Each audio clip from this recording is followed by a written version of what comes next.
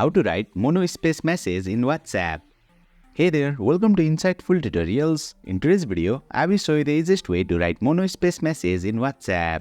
Without further ado, let's get started. Open WhatsApp on your device. You will land on the chat section. Select the conversation where you want to send the monospace message. Tap on the message box at the bottom. To write monospace in WhatsApp, follow these steps.